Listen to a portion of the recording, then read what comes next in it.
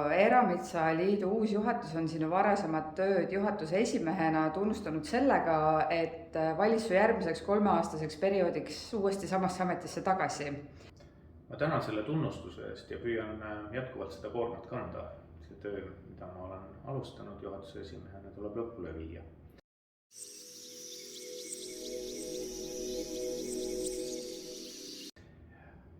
€5000 tulumaksusoodustus on saanud väga head positiivset tagasisidet, et meie aastatepikkune töö kandis lõpuks vilja ja me võime küll praegu öelda, et inimesed, metsaomanikud tahavad järjest rohkem oma metsi ise majandada selle asemel, et neid kergekäeliselt müüa.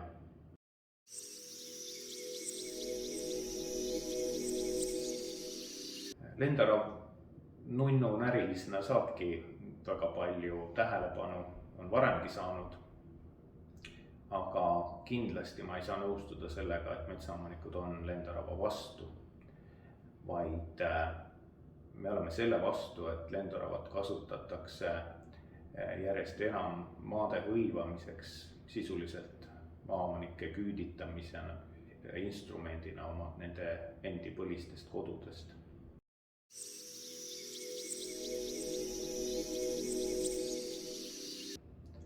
Selleks on vaja kindlasti väga suurt ja põhjalikku looduskaitse paradigma muutust või ma isegi nimetaks seda loodushoiu paradigma muutust.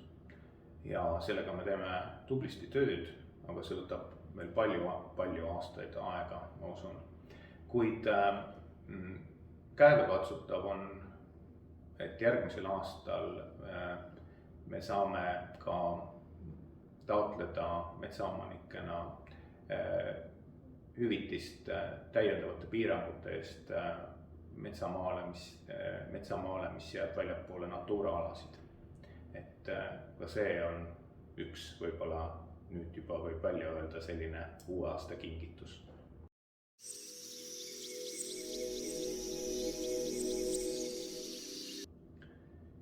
Ei tule, sellepärast et see on mittevajalik ja ei täida oma eesmärki.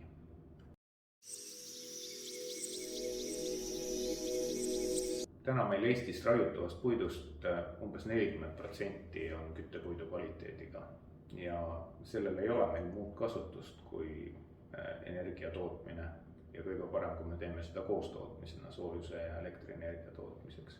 Ja lisaks puidu töötlemisel tekib väga palju jääke, mida me samuti saame lõpuks kasutada ainult energia tootmiseks.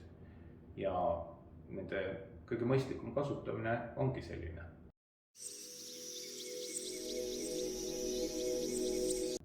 Ilmselt saab, aga ka oma isiklikus kogemuses mõni aastakümme ikkagi metsanduses tegelenuna mul ei ole edulugusid Eestis. Meie metsad, meie puuliigid, meie mullastik ei soosi tegelikult püsimetsandust.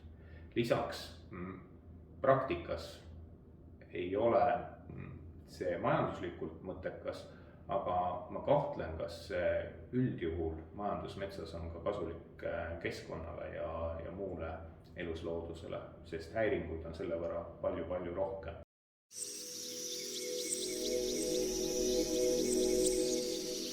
Võib-olla me oleme sellised, kes seisavad oma õiguste eest juba piisavalt, aga tegelikult me ei kakle kellegiga.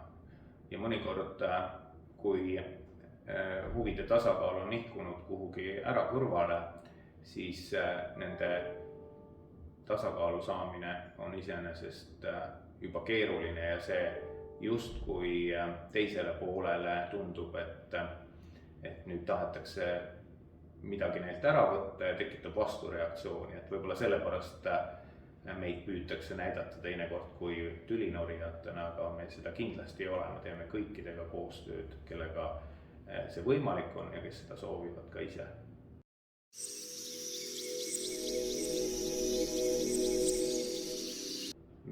Mulle see väljend metsasõda ei meeldi iseenesest, tegelikult mingit metsasõda ei ole või kui on, et see on pigem siis selline sõda nagu Thackeri Edevuse laadas kirjeldatakse, kus siis peetakse küll äärmiselt veriseid lahinguid, aga siis samas linnarahvas sõidab välja piknikule seda vaatama, kuidas inimesi tapetakse.